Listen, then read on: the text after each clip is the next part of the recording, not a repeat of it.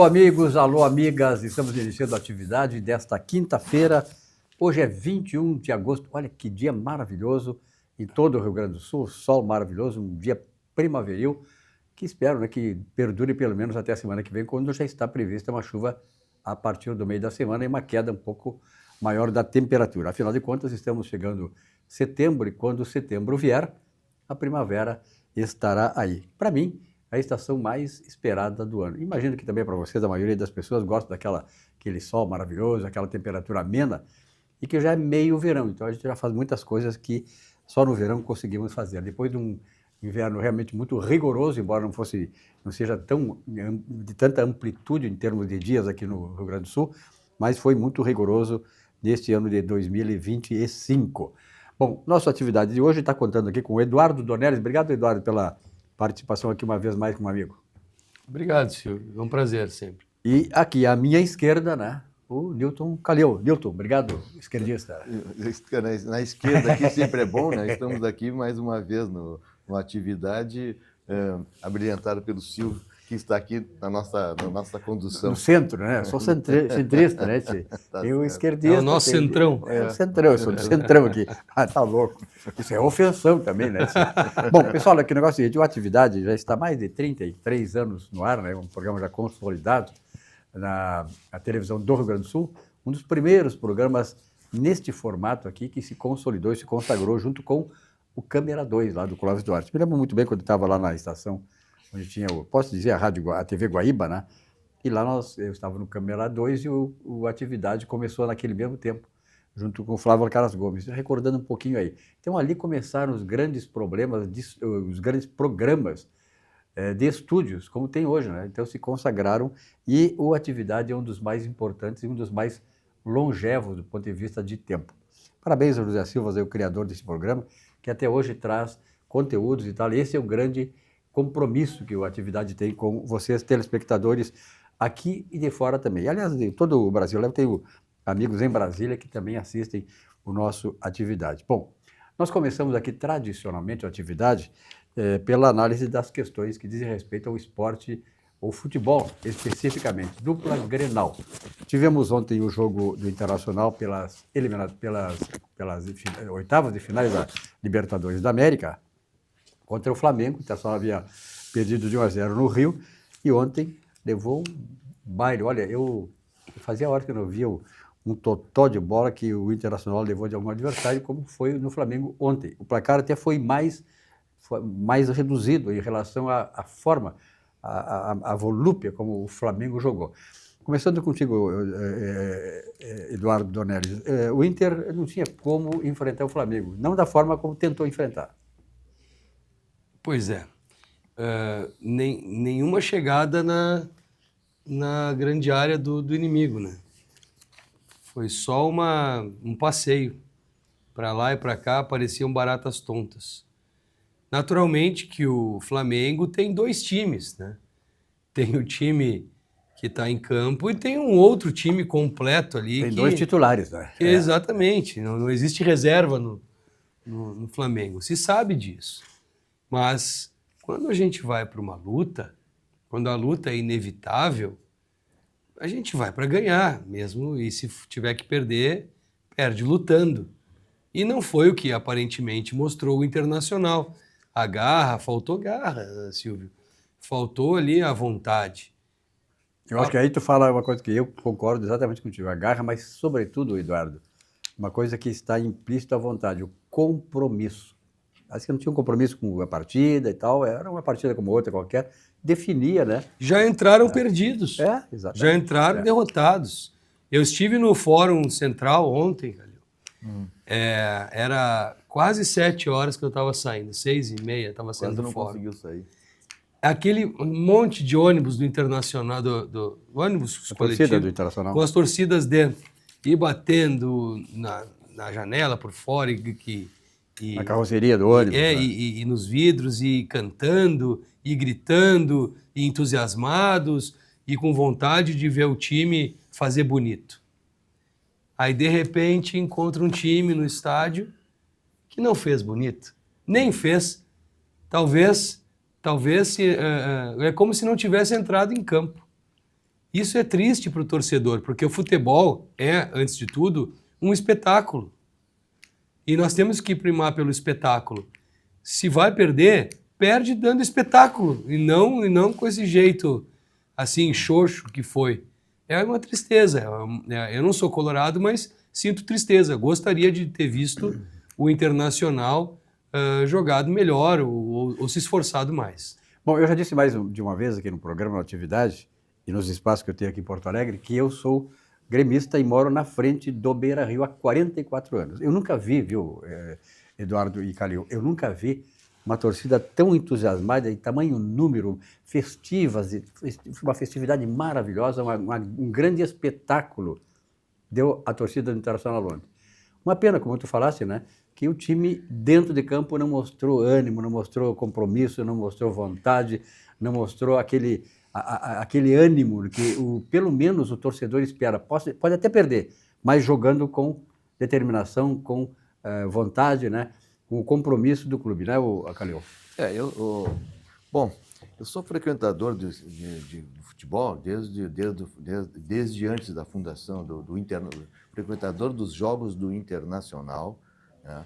Desde criança, da época dos eucaliptos, e vivi a era do Beira-Rio, toda ela intensamente, sempre tive isso. Beira-Rio que foi inaugurado em 69. Em 69. Né? Naquela época eu estive lá. Eu era estudante de Direito naquela época, né? Entusiasmado, estive às 6 da manhã no foguetório que teve na pré-inauguração, estive no ginásio, estive no dia da inauguração, estive nesses anos todos, nesses 50, 60 anos, eu estive praticamente todos os anos, fui sócio sempre do Internacional e frequentador de estádio até hoje. Minha mulher e eu temos nossas cadeiras lá, vamos lá, tenho amigos com camarote que nos convidam, nós preferimos a cadeira, já conhecemos alguém em volta, aquela coisa toda. 56 anos, né? Que coisa louca. Mas eu ontem, como o Silvio fez a referência aqui, nós estamos falando de futebol, e eu gostaria hoje de estar falando do Pan-Americano Juvenil que está ocorrendo aí por agora, que os resultados são muito melhores em diversos esportes que o Brasil está conseguindo.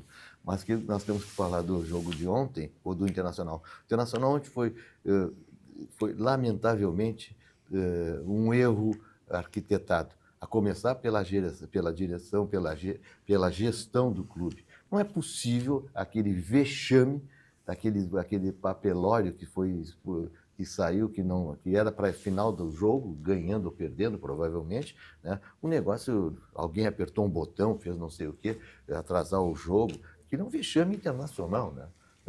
Literalmente, né? O do Internacional. Sim, né? o treinador da seleção brasileira estava lá assistindo. O presidente do clube, depois do jogo, não sabia nem explicar o que tinha acontecido, já devia ter a explicação para pelo menos pedir desculpas. Não só aquela torcida dos 45 mil colorados, 40 e tantos mil colorados que foram ao jogo, entusiasmados, como disse o Silvio, né? E os visitantes e a televisão para o Brasil e para o mundo, isso é um vexame. E o time do Internacional, eu tenho a impressão, eu não quero fazer crítica a treinador, nem como direção técnica, talvez nós tenhamos problemas nessa área, né? Mas o Internacional simplesmente não jogou.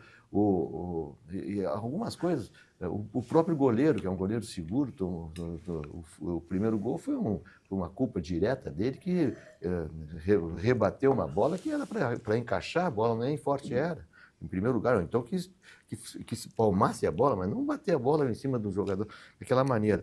Tudo estava errado. Realmente, a preparação que aparentemente tinha sido de entusiasmo para o jogo, para ter, como a torcida estava entusiasmada, nós tivemos um time amorfo. Né? O Bernabé, que tem sido um bom jogador, um lateral de qualidade, não acertou uma ou duas jogadas durante todo o jogo, comprometeu, inclusive no golo do Flamengo, que o goleiro falhou, começou por uma falha dele. Nós estamos nos dando essa coisa. Um jogador que tem sido uma regra de qualidade no time. O Alan Patrick ontem parecia que era um senhor 60 anos. Indo para a aposentadoria. Quando pegava a bola, enrolava a bola, não decidia com ela o que fazer. Uma coisa inacreditável aquilo.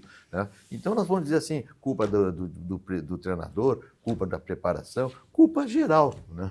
geral, vamos fazer o quê? Vamos aumentar. Agora, também nós temos que tem o outro lado. O time a equipe do Flamengo tem essa questão de ter 2 times, jogadores de qualidade, é melhor que o time do Internacional qualificadamente, né? Mas tem uma coisa que é inabalável que está acontecendo com o Flamengo. Ele está jogando um futebol moderno, o treinador dele é um jovem ex-jogador, foi jogador da seleção brasileira, jogou em grandes clubes na Europa durante 12 anos. Quando veio para o Flamengo, já veterano, foi um lateral durante 2 ou 3 anos da melhor qualidade e está transmitindo seriedade. Vocês vejam a seriedade com que ele dirige aquele clube. O Flamengo está jogando no modelo europeu. E o respeito que o time tem com o seu treinador. É verdade. A ideia dele, antes de ele se aposentar, quando ele veio da Europa, eu casualmente agora a gente começa a recordar as coisas. Desculpe me alongar um pouco, Silvio. Quando ele veio da Europa, ele deu uma entrevista para o Flamengo, ele queria encerrar a carreira, eles insistiram que ele jogasse mais uns anos, e ele foi um bom lateral nesse tempo, até assumir como treinador do Flamengo, né? Há alguns anos ele deu uma entrevista falando sobre o futebol moderno, a intensidade do futebol, as suas ideias a respeito. Eu me lembro disso agora. Né? E ele está transmitindo com toda essa qualidade e sensibilidade. Futuro técnico da seleção brasileira. Você não tem nenhuma dúvida. Agora, com relação ao que tu falaste, para encerrar o esporte aqui, eu queria fazer uma provocaçãozinha com vocês, né? 2 coisas. Com relação ao Rocher, eu acho um grande goleiro o Rocher. Só que o Rocher, Rocher é o nome do goleiro, né? Ele está sofrendo hoje no Internacional a insegurança que a zaga do Inter transmite. Também concordo. A zaga do Inter não dá segurança para o goleiro. Então, ele também fica inseguro. Então, eu acho ele um grande goleiro, ele fez grande defesa ontem mesmo. Né? Não fosse ele, o Inter tinha perdido por 4-0, 4-5. Então, ele é bom goleiro, só que eu acho que a zaga compromete. E outra coisa é a seguinte, com relação ao papel picado. Olha aqui, eu não tenho a menor dúvida, eu vou dizer uma coisa aqui que vocês certamente muitos vão me condenar e tal, mas eu acho que isto é verdadeiro. Fosse isto na Europa, acontecesse o que aconteceu no Beira-Rio ontem, na Europa, o juiz iria consultar os seus superiores e dizer aqui, não tem mais jogo. O time da casa está desclassificado. Quer dizer, isso é uma afronta. Tem compromisso com rádio, televisão, com o mundo que passou para fora do país. Isso é um desleixo inaceitável. O Internacional tem que ser responsabilizado por isso. Aqui, eu duvido que os caras não sabiam que era o cara lá, se o cara estava qualificado ou não. Isso aí tem que ter gente junto, e tem que ter conexão administrativa para impedir isso. Foi um horror que aconteceu no Internacional ontem. O Internacional tem que ser penalizado, já que não foi como eu acho que deveria, eu não tenho mais jogo, 1-0, até seria bom o Internacional perder só de 1-0. Não tem jogo. Não tem 0-0, ele estava desclassificado de qualquer maneira. Então tá, eu acho que isso tem que acontecer. O Brasil, como eu digo, o Brasil é um país de segunda categoria, nós não temos tolerância quando temos que ter tolerância, e somos intolerantes em outras coisas. Nós não podemos ter tolerância com isso. Eu quero só, para encerrar realmente, como tu disseste, eu quero dizer o seguinte, a própria formação, né, a estrutura da presidência do Internacional, né, do presidente especificamente, tinha no final do jogo, quando foi dar entrevista, tinha que ser incisivo nisso. Ele foi pedindo desculpa, não tem que pedir desculpa, nem tem que dizer que a culpa é do Internacional, houve um equívoco administrativo, o fulano está sendo responsabilizado. Nós vamos abrir um inquérito, vamos fazer não sei o quê, contar historinha para nós. Historinha. Essa é a própria estrutura da formação da presidência do Internacional atual. Ou seja, não é comigo a coisa, para um pouquinho, vamos ver como é que é, vamos ajeitar dali. Não tem dono. Não tem dono, claro. Aliás, há um viés... Estou errado? Se eu tivesse tendo... Há um viés ideológico na presidência do Internacional, que nós sabemos qual é, que define exatamente isso. Né? É um viés que, quanto pior, não tem melhor. Responsabilidade de ninguém. Mas essa é a questão que eu falei. Esse é o problema. Isso que eu estou tentando dizer. Isso. Não há responsabilidade de ninguém. Isso, Calil tem toda a razão. Não é bem assim, não tem dono, a culpa não é minha. Ou a culpa é minha, e já que é minha, eu atribuo a quem eu quiser. Se vitimizam, né? Se vitimizam. Exatamente. Terceirizam a responsabilização, que é só deles. Perdão eu ter trazido isso, mas... eu acho que mas a gente entende a tua indignação como torcedor, porque aparentemente é isso que está acontecendo. Não há responsáveis. Não há dono, não há responsáveis, E eu só estou ali no cargo quando a coisa o caldo entorna. Não, eu sou só o presidente. Quando está tudo assim, cheio das potências, dos poderes, então eu sou o presidente, eu mando. Então, vem cá, você é o presidente quando manda e você não é o presidente quando tem que matar no peito e chamar a responsabilidade para si. É esse que é o problema. Eu entendo, então, o paralelo que fez o Silvio. Parece que está acontecendo com o país. É tudo muito bem, é tudo muito lindo, muito bacana. Quando o caldo entorna, ninguém tem culpa. A culpa é do outro. Aí vem a outra discussão. Os times do Rio Grande do Sul, eles estão ficando para trás. E já estão há muitos anos ficando para trás em relação aos times de Rio e São Paulo. Em termos de dinheiro, em termos de potência, E administração. em termos de administração. É. E o Grêmio está fazendo a sua parte para entrar nesse grupo por causa daquele investidor que assumiu, né? A partir do ano que vem, vai assumir aí grande parte do Grêmio, aí, das questões gremistas. O Internacional, eu acho que deveria também ir para esse lado, porque tem grandes empresários que são colorados e que também têm essa paixão que aquele empresário tem pelo Grêmio. Por que não o Internacional ir para esse lado de ter um dono? Como a baleia. A baleia é extinta porque não é de ninguém. A vaca não. A vaca está se proliferando pelo mundo, com controle, obviamente, porque tem dono. Tem quem cuide, né? Então, que os times também têm um dono, pô.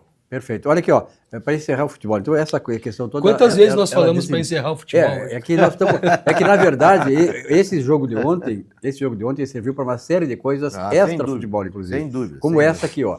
Normalmente, pessoas que têm o perfil, como tem o atual presidente do Internacional hoje, eles gostam de abraçar o bônus, mas fogem do ônus. Exatamente. Esse é o grande negócio. Olha aqui, ó. Vamos falar um pouquinho de Sucos Petri, aí encerramos o futebol agora, deixar para outro dia, tá bom? Olha aqui, ó, Sucos Petri, nós já estamos deliciando aqui. Aliás, o Carlinhos chegou um pouquinho atrasado e disse, olha, telefonou, Sucos Petri hoje, de laranja.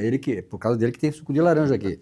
Porque o Eduardo e eu queremos suco de uva, mas enfim, nós fizemos uma Mas o diferença. Calil tem né, prioridade. Prioridade, é verdade.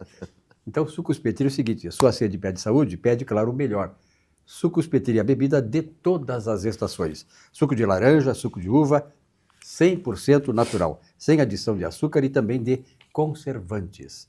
E vamos falar agora de uma empresa que é um orgulho para todos nós, né? Casamento do nosso amigo Oscar Algair. O novo empreendimento da Algair Incorporações, o Vila Portal, um condomínio exclusivo que fica ali na Vila Conceição, na zona sul de Porto Alegre. Uma coisa maravilhosa, junto ao Guaíba ali, um troço fantástico mesmo. Fica no coração da zona sul, 18 casas. Assista a mensagem que fala melhor do que eu.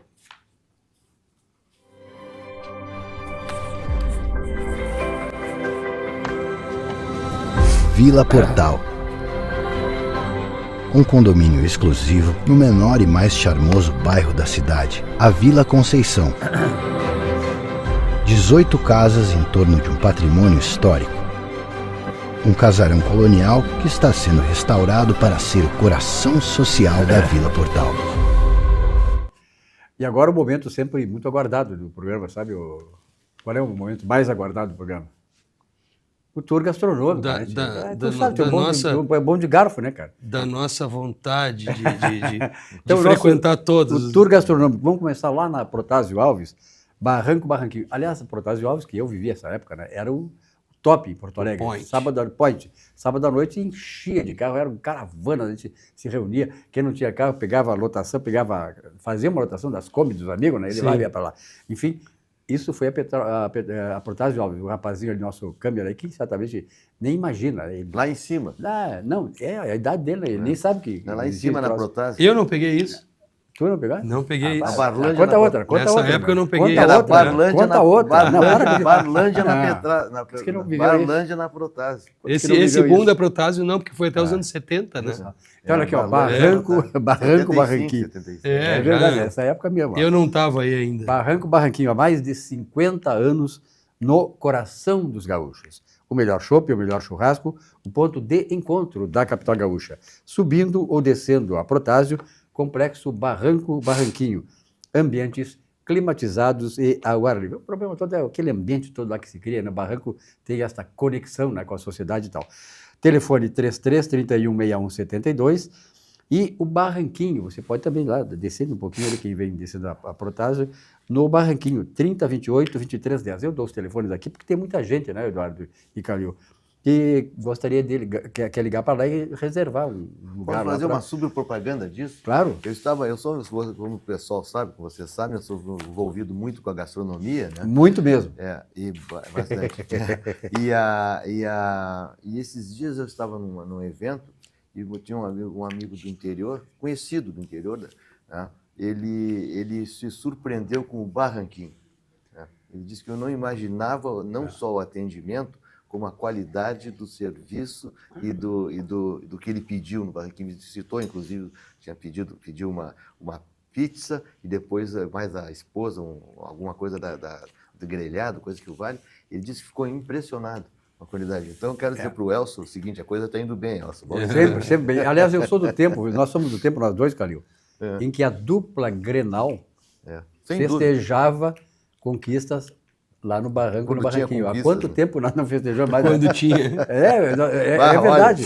Então o barranco ficou nessas conexões interessantes, né? Quem entra no barranco assim, torna-se interessante. Como tu pode ir lá meio cansado, meio desanimado, tu entrou ali, há um clima, uma energia, não é verdade? É verdade. É uma energia que tu te renova, é uma coisa espetacular. Então, a gastronomia, ela, de certa maneira, tem essa conexão com a energia do ambiente, e por isso, quando tu vai no restaurante, os caras capricham no ambiente, na iluminação, tudo, porque isso tudo faz parte. Tem a ver exatamente com a vontade, com o desejo, né?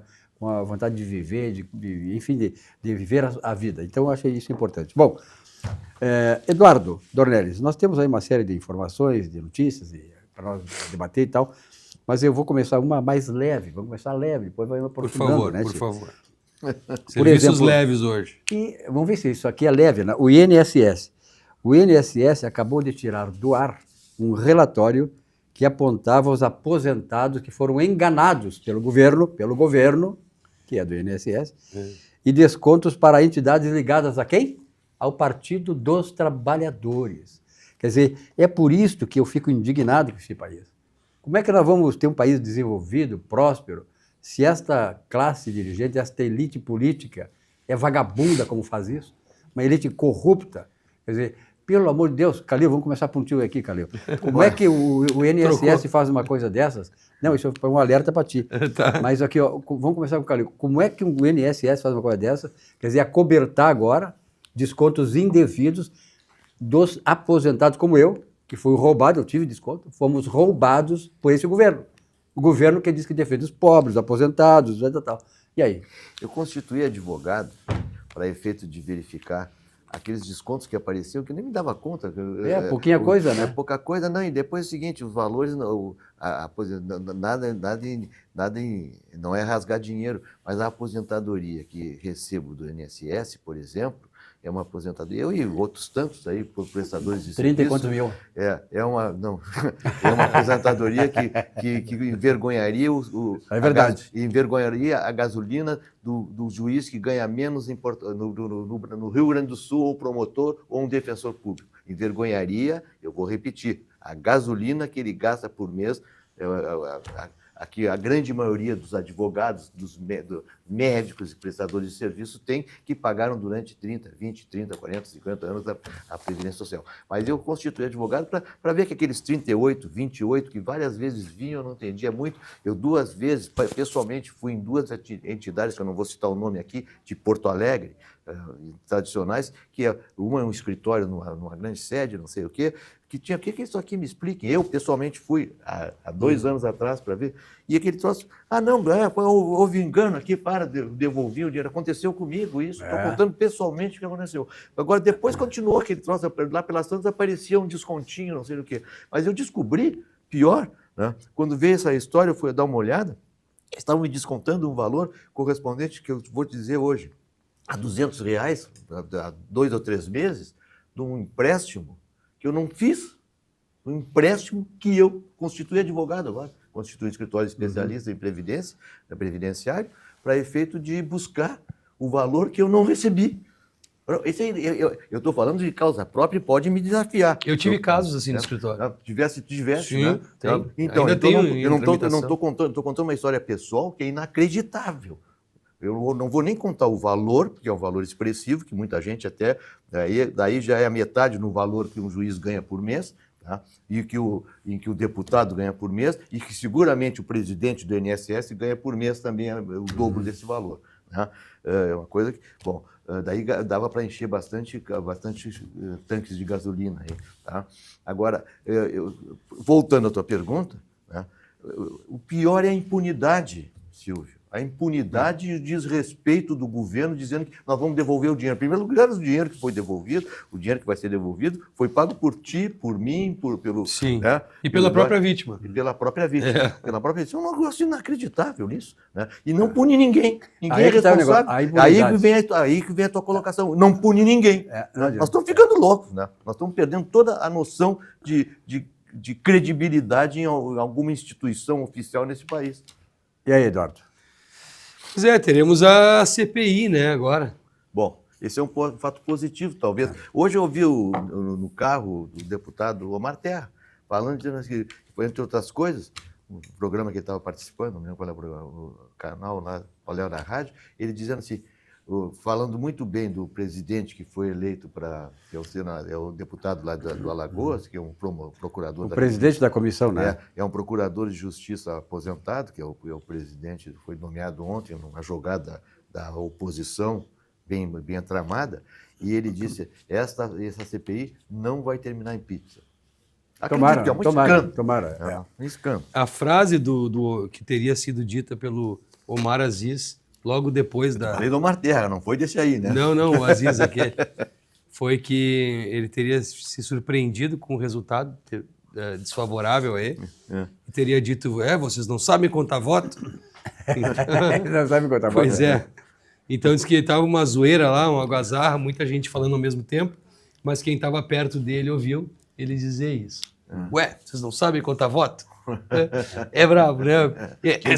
Tem que ouvir isso, hein? A arrogância do sistema é tão grande, mas é tão grande que... E é bom, porque daí quando a arrogância é grande, se deixa algumas lacunas, e essas lacunas podem ser preenchidas pelas pessoas de bem. Só que a arrogância é tão grande que o sistema ainda se surpreende. Como ousas me enfrentar? Aí saem frases maravilhosas como essa. Ué, vocês não sabem contar isso voto. nos remete à questão toda aquela... Eu, como fui professor de História do Pensamento Econômico, a gente sempre vê, né, Calil, a gente aprende com a experiência dos outros, né? Tem gente que quer aprender com a sua própria experiência, que é uma burrice, e outros idiotas que não aprendem nem com ninguém. Nem aprendem. Nem Então, aprendem. Como ela dizia, aliás, o Montesquieu dizia isso aí. Mas, na verdade, assim, o que eu acho é o seguinte, viu, Eduardo e Calil, o grande problema do Brasil, se tu analisar essas coisas todas que acontecem, é a sem-vergonhice, a canalice da elite política e empresarial também brasileira. E tem muitos empresários que financiam esses caras, entendeu? Então, esse país jamais vai chegar em qualquer lugar se não romper com isso. E nós estamos lutando, é por isso que as coisas estão acontecendo, não é, Carlos? Não tem, dá uma esperança, pelo menos? Eu tenho a impressão que sim, né? Porque nós não podemos, esse descalabro das nossas instituições, que a gente deveria acreditar e não tem mais nem, que não nos dão nenhuma credibilidade, estão nos trazendo uma insegurança. Não é só insegurança jurídica, a insegurança social. Nós estamos gerando uma sociedade absolutamente desmotivada com relação ao correto. Uma esperança cognitiva também. Não estou falando esse negócio de correção, tu não pode falar disso, não pode falar daquilo. Não é essa que eu estou falando. Não é o politicamente correto. Não é o politicamente correto que eu estou falando. Estou falando de situações com correção, com procedimentos, com regras, né? Nós temos... a gente fala, quando a gente vê explicações, muitas vezes, de contrato, de disposições legais de países aí, e aqui a gente tem lei que ninguém... A lei essa ninguém cumpre, disposição que não é cumprida, contratos que as pessoas acham que o contrato é só pro forma. Isso é um absurdo, nós estamos gerando uma sociedade, né, analfabetizada. Com certeza. Aliás, que é semelhante àquilo que são os nossos líderes políticos hoje, né? Porque nós estamos na sociedade regurgitando essas questões todas que estão na mente daqueles que estão dirigindo esse país. Mas enfim, né? São o nosso reflexo, né? Exatamente. Então a eleição serviu para isso, né? Colocar lá em cima aqueles caras. Aliás, o Churchill, Winston Churchill, né? Isso é uma coisa que a gente já conhece. Perguntaram para ele uma certa vez o que era, qual era a diferença entre o homem e o animal. E ele disse: os animais escolhem para seus líderes alguém que não é estúpido. Ou seja, de outra maneira, os animais não escolhem estúpidos para serem seus liderados, seus líderes. Nós escolhemos, essa é a diferença. Então, os animais, saudemos os animais. Olha aqui, vamos falar um pouquinho do Banrisul, Banco do Estado do Rio Grande do Sul. Vamos combinar o seguinte: ninguém gosta de perder tempo, tá certo? Melhor ainda é o seguinte: todo mundo adora ganhar tempo. Por isso, preste atenção nesta dica que vai facilitar a sua vida na hora de passar por pedágios e também por estacionamentos. Com a tag Banrisul, com tecnologia Veloy, você passa direto, sem filas e sem estresse. E agora ela não tem mensalidade para quem tem qualquer modalidade dos cartões de crédito Visa e Mastercard do Banrisul. Parece que o Alexandre, o Moraes aqui, ele não tem, né? Nem o Mastercard, nem o Visa. Não tem esse problema. Nem do Banrisul vai ter. Olha aqui, você já faz a primeira recarga e o valor paga direto na sua fatura, o que significa mais tempo para pagar as próximas recargas, que são automáticas, para você não se preocupar. Peça já a sua tag pelo aplicativo do Banrisul. A emissão da tag custa só 20 pila, 20 pilinha, e você aproveita todos esses benefícios sem se preocupar com mensalidade. É mais praticidade, é mais agilidade e, claro, é muito mais tempo livre para você. Fila no pedágio. Não acredito. Não acredito eu que você ainda para em pedágio. Esperar o quê, né? De quem ainda usa isso. Com a tag Banrisul, você passa sem filas, paga no cartão de crédito Banrisul e pode ganhar mensalidade grátis. Peça sua tag pelo app Banrisul. Pronto, acabei de pedir pelo app. Bye, bye, filas. E tchauzinho pra você também. Tag Banrisul. Quem tem, passa bem. Muito bem.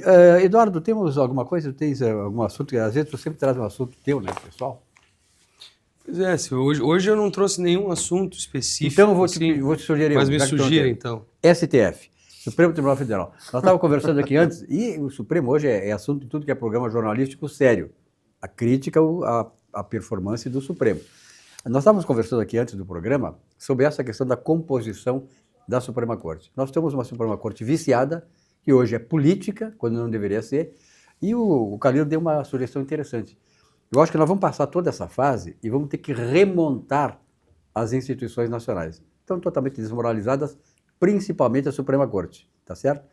Então, o que o Calil sugeriu aqui? Que para ser ministro da Suprema Corte, o cara tem que ter estofo, conhecimento, gabarito, não ter ligação partidária, não ser um ideólogo de plantão lá plantado pelo partido que ele representa, como era antigamente. Isso é a saída, Eduardo? Só um pouquinho. Foi o que o atual presidente falou que não faria antes de indicar os ministros que indicou. Uhum. Disse: eu não indicarei amigos. Eu não indicarei pessoas técnicas. Aí indicou. Pela primeira vez na história, teremos um ministro do STF comunista, Flávio Dino, palavras do nosso atual presidente. Indicou o seu advogado. Pessoal. Seu advogado pessoal. O advogado do partido ele indicou. Aí que antes havia eu acho que quem indicou o Toffoli não foi o Lula, né? Foi a Dilma. Mas o que o Lula disse? Também, advogado do partido dela e dele, né? Aí qualquer um dos dois é a mesma porcaria, né? Qual é a defesa dele? Não são meus amigos. São meus advogados. Mas e o Dino? E o Dino, que é amigo há 40 anos, que participou de tudo que participou, filmado. Ninguém está dizendo nada contra. Filmado. É amigo pessoal. Foi indicado pelo atual presidente. Ou seja, não há no Brasil uma indicação técnica em prol do Brasil. Existe uma indicação política em prol de uma causa. O Brasil, ele é apenas um pano de fundo para um projeto de poder, um projeto de uma causa, projeto de uma vida. Então, faz sentido essas indicações. Porque não fosse assim, o projeto seria de país, de nação, de um judiciário melhor. Mas não é esse o objetivo. Então faz sentido a indicação do jeito que ela é. Agora, o que não funciona no país são os freios e contrapesos. É natural que algum poder queira o poder para si, queira subjugar os outros poderes. Isso é natural, é da natureza humana. Mas os freios e contrapesos, eles servem para impedir esse ímpeto. Para dar a harmonia para os poderes. Até mesmo que seja desarmonia. É. Porque quando eu freio alguém ou quando alguém me freia, eu não gosto. Não gosto nem de ter que frear e não gosto de ser freado. Cada um no seu quadrado. Ou seja, há uma desarmonia, mesmo que momentânea, na aplicação correta e justa e eficaz dos freios e contrapesos. Então essa balela, e desculpe a palavra, eu repito, balela, de harmonia entre os necessária harmonia e perene harmonia entre os poderes, é conversa para boi dormir. Porque quando um poder diz para o outro, calma lá, amigão, não é assim que a banda toca, o outro poder não vai gostar e haverá uma desarmonia. Se nós vamos no politicamente correto dizer que tem que haver uma harmonia o tempo todo, então cadê os freios e contrapesos? Ficam extremamente prejudicados. E aí, Calil? Com relação a esse assunto que o Eduardo iniciou falando sobre a questão da Constituição do Supremo e da nomeação, indicação, praticamente nomeação que o Senado simplesmente homologa, de indicados pela presidência, é indicado pelo presidente, aliás, a Constituição assim determina, né? Tem uma questão dos meus advogados, não são meus amigos, tem uma questão absolutamente ética com relação a estes advogados, porque o advogado, né, ao outorgar um cliente outorgando uma procuração para esse advogado, ela é outorgada no sentido da confiança, absoluta confiança. Não precisa ser amigo, mas é muito mais que amigo, porque, na verdade, é um problema ético de quem recebe essa procuração. Né? E quem recebe essa procuração tem que... a primeira coisa que ele está impedido, né, é de advogar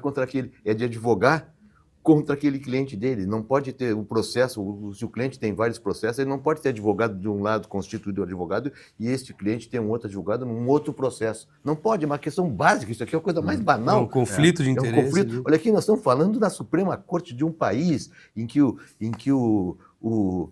no mínimo 3 ministros são altamente comprometidos com o relacionamento com a ética destes ministros. A ética é deles e do próprio presidente que o nomeou, né? Então, nós vamos, tudo mais que o Eduardo conversou e disse aqui é a pura sensação da realidade que nós estamos vivendo, né? Perfeito. Olha aqui, vamos falar um pouquinho do Sicredi.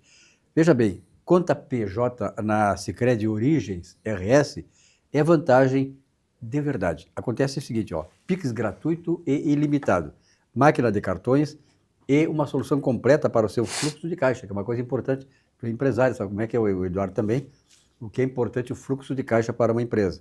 Tudo com o atendimento próximo, feito para você, exclusivamente para você. Sicredi é ter com quem contar. Acompanha aí. Fazer o melhor hambúrguer do bairro. Esse é o negócio do Rafael. Planejar as melhores viagens. Esse é o negócio do Caio. Cuidar de cada entrega para cada um dos seus clientes. Esse é o negócio da Bruna. E o negócio do Sicredi é facilitar a gestão do fluxo de caixa do Rafael, do Caio e da Bruna. Cuidar do seu negócio. Esse é o negócio do Sicredi. Sicredi é ter com quem contar. Muito bem, olha aqui, para aqueles que, assim como o Eduardo, eu sei que o Eduardo é um cara bom de garfo e tal, Ele e o Govinatsky, que são os caras, os mais proeminentes aqui, do ponto de vista, né, da gastronomia e tal. Tu trabalha nessa área, mas tu é o comilão. Esses caras são, o Eduardo e o Govinatsky. O Govinatsky, então, tu já viu só, lindo falar, cara. O Govinatsky, vou te contar, ele abusa demais.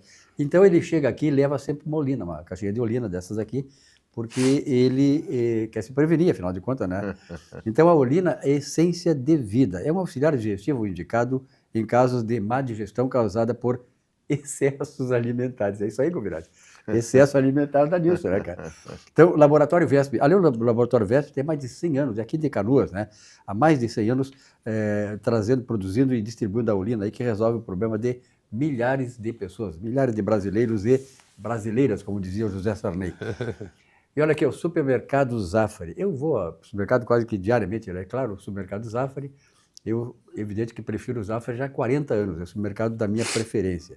Veja esta mensagem do Grupo Zafari, 90 anos do Grupo Zafari. Economizar é comprar bem, acompanha aí. Todo mundo tem um jeito de fazer churrasco. Tem quem salga antes e quem salga depois. Faz no espeto ou na grelha, com aperitivos ou direto ao ponto. E tem o Nestor. Aí, vizinho! Dia bonito pro churrasco, né? Chega aí, Nestor. Aí sim! Esse cheiro tá bom, hein? Seja qual for o seu jeito, tem sempre um Zafari pra você. Salzinho aqui, ó. Salzinho, pronto, vai sim! Zafari, economizar é comprar bem. Dessa vez tá bem do meu jeito. Nós vimos essa churrascada aí também, e eu falei antes da questão da olina, né? Então tem uma coisa, uma liga com a outra. Quer dizer, o cara, quando abusa da alimentação, ele tem problema gástrico, digestivo, e tá ali, a olina resolve. Mas também tem uma outra questão, Calil e Eduardo, que é a questão da alimentação contaminada nos restaurantes da cidade. Veja bem, a Secretaria da Saúde, através da Vigilância Sanitária, interditou o restaurante, olha só, Tudo pelo Social, lembra? João Alfredo. João Alfredo, ali na Cidade Baixa. Foram apreendidos 385 quilos de alimentos impróprios para o consumo. E a presença de fezes de roedores em panelas e outras irregularidades mais. Então, Calil, eu começo por ti, porque tu é um cara da área da alimentação. Quer dizer, a gente confia tanto nas autoridades, não estou desprestigiando, não estou desmerecendo, nem afrontando as autoridades sanitárias do Rio Grande do Sul, até de Porto Alegre, porque até estão fazendo isso. Mas eu acho que é preciso, né, ter mais presença nisso. Às vezes, eu passo muito pelo centro ao meio-dia e é muito comum ver ratos saindo de restaurantes. Isso eu tenho muita... Aliás, antes do programa, até dei um exemplo sobre ratazanas e instituição. Eu falei 3 meses sem fazer diariamente uma revisão. O que acontece é o seguinte, vocês vejam, os restaurantes têm que ter higiene diária, independente de ter desratização, dedetização, produtos químicos, não sei o quê, mas tem que fazer, termina o expediente, tem que limpar antes de começar o outro. Né? Isso é uma questão. E depois é o seguinte, hoje em dia nós temos normas muito rígidas com relação à conservação de alimentos, né? E datas, essas coisas todas. Mesmo o pequeno restaurante, o pequeno comércio, o pequeno negócio, ele tem que ter um controle sobre isso necessário, né? E principalmente nessas pequenas cozinhas, que são... a gente conhece várias histórias aí, mas elas têm que ter higienização, não é fazer o diária, né? Porque rato, barata, outros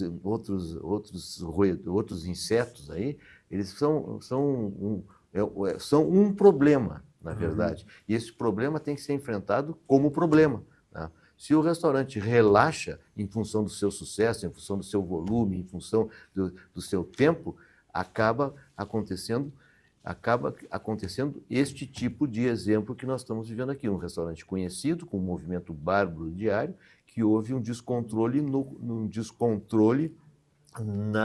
no controle, né, dos seus itens lá de conservação, né? Muitas vezes, mas o problema da fiscalização é o seguinte, essa fiscalização não deveria ser por denúncia e deveria ter uma uma norma É a mesma coisa, mutatis mutandis, estou comparando, mal comparando, é a questão dos camelôs. Não adianta um dia por mês ir lá e enfrentar os camelôs na rua. Permanentemente. Tem que ser permanente essa situação. E a mesma a atividade sanitária tem que ser feita com continuidade para que aquele empresário, o pequeno empresário, principalmente, o que tem mais dificuldade, né, ele tenha consciência que está fazendo um bem. O bem não é só para ele, é para a atividade dele e para todos os seus clientes que ele está querendo atrair. Né? Isso é importante. Né? Eu vou colocar uma coisa aqui, antes de passar para ti, Eduardo, que é o seguinte: eu adoro o mercado público, frequento o mercado público há muitos anos, desde que eu estou em Porto Alegre, vim para cá em 67, exatamente. O mercado público passou por uma série de reformulações, está bonito, maravilhoso e tal, tem muito cuidado essa empresa, tá? Mas o mercado público ainda ficou com um estigma, né, de tempos atrás em que não se dava tanto cuidado a isso.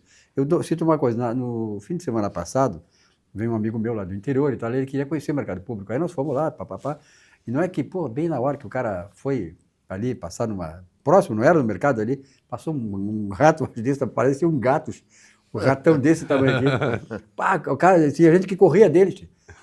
Então, aí o cara chegou e disse assim: vem cá, mas isto aqui circula aqui? Eu disse: olha, não é para circular, né? O cara é um turista aqui, o ratão. Mas olha, sem dúvida, um ratão desse tamanho. E a mulher do cara disse assim para mim: ó, como é que você vem comer comida aqui com a presença desse... E aí é um problema, né, tia? Como diz o Calil, se não é uma fiscalização permanente, tem que mudar esse estigma, que é um estigma muito ruim para a cidade. Sabe que tem uma história de um chapista, estava fazendo X e os clientes assistindo ali, né, aquele trailer, né, os clientes assistindo, de repente desce um ratinho e passa pela chapa. Assim. Aí os clientes atônitos, assim, tinha um rato passando ali na chapa e o chapista falou: esse aí queimou as patinhas. Você vai dizer o quê daí? Que coisa séria. Mas eu tive loja, a família teve loja de comida árabe, nos idos de 94 até 2002. E era uma preocupação diária, como disse o Calil. Tem que ser. E ainda assim, toda vez que se fazia tinha que fazer aquela desratização e dedetização. Sem dúvida, sem dúvida. E sempre tinha que limpar, e mesmo com todo cuidado, não tem o que fazer. Porque é diário, como tu disseste, não dá para... Passou 3 meses e já está a infestação pronta. Pega, de repente, uma barata que voa, né, e ficou ali, tu não viu.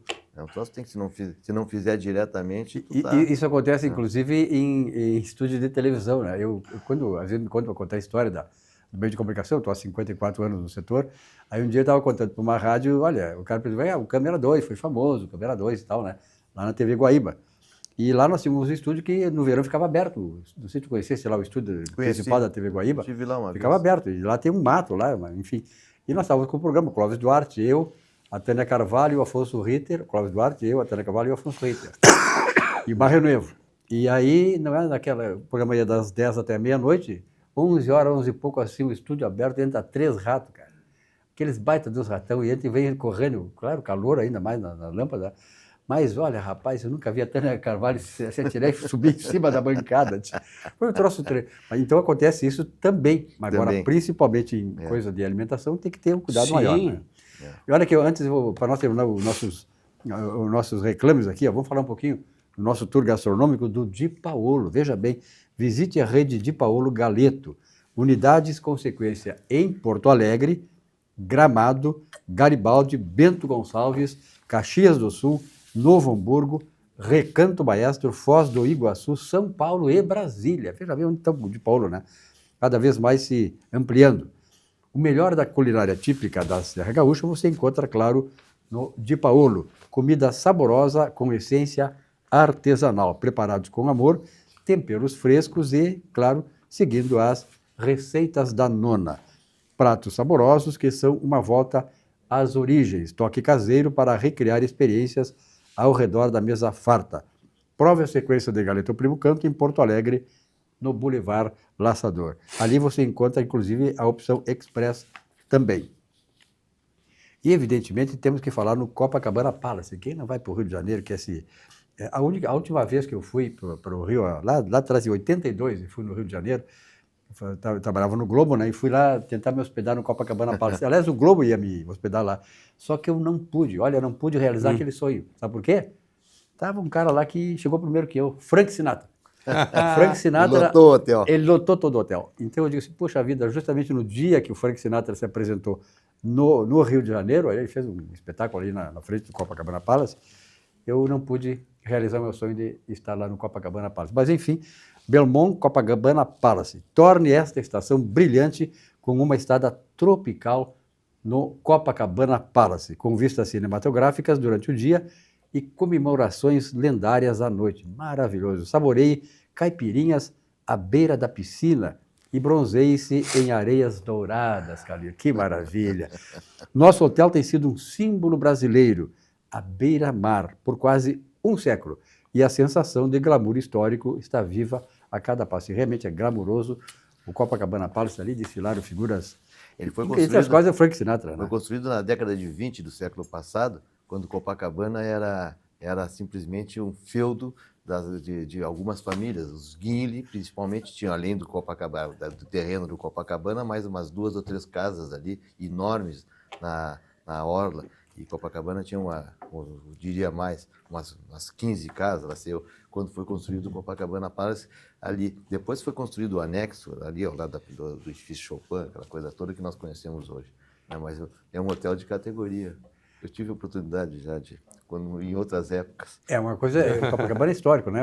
Tu conhece o Copacabana lá? Passou na frente, lá é uma coisa... Eu passei na frente, nunca entrei. Eu também passei, nunca entrei. Entrar, né? Eu com relação ao Copacabana, tive 2 vezes, uma por conta própria, eu parei também no anexo do Copacabana algumas vezes, que eu tinha uma empresa que alugava apartamento no anexo do Copacabana, que é ao lado, perto da piscina, né? E tive a oportunidade 2 vezes parar, uma vez por conta própria, numa solenidade familiar, e outra vez convidado pelo Jockey Club brasileiro, quando era sócio do quando era presidente do Jockey Club. Durante 2 anos eles alugavam os apartamentos para os presidentes do Jockey, noutra época do Turcho brasileiro, né? E eu me lembro bem, até numa dessas 2 ocasiões convidado pelo Jockey Club, eu próprio ofereci um pequeno coquetel para turfistas na época no hotel. Que legal. A suíte era outra época, né? A suíte era tão grande, né? Mas eu tive uma felicidade diferente também no Copacabana. Eu sou sobrinho do falecido Heron Domingues. O Heron Domingues. Foi conhecido repórter da Rádio Nacional, depois trabalhou na televisão carioca, morreu praticamente no ar, na Rede Globo, que ele foi apresentar o Jornal da Noite. Foi dos ícones da televisão, da né? Locução, da rádio e da televisão, da locução brasileira, né? O tio Heron, de determinada época, morou durante vários anos no edifício Chopin, que é famoso, ao lado do Copacabana Palace. Aliás, o edifício Chopin, os moradores do Chopin, que são só conhecidas figuras da sociedade brasileira, carioca e brasileira, né? Eles têm direito a frequentar a piscina do Copacabana, porque cederam aquela parte para construir a piscina. Tanto que o Chopin tem 3 entradas, né? Quem conhece e uma Copacabana, direta para a piscina. Né? E tem 3 entradas, uma na primeira. São 3 blocos ali, por quem não conhece, é o primeiro, segundo, no lado de frente para a piscina, mais 2 blocos, são apartamentos maravilhosos. Mas eles têm direito. Então, quando eu várias vezes parei na casa do tio Heron lá, e frequentava a piscina. Que maravilha ouvir essas histórias. Desculpa essas histórias. Não, maravilhoso. Calil, obrigado pela tua presença aqui. Eu queria falar da programação, mas não tem mais programa. Agora, outro dia, vai falar sobre isso aí. Eduardo, muito obrigado pela tua presença também. A você que nos acompanha aí, que é fiel à nossa atividade. Tenham toda uma boa noite, um bom descanso. Amanhã, um novo encontro aqui no Atividade. Até lá.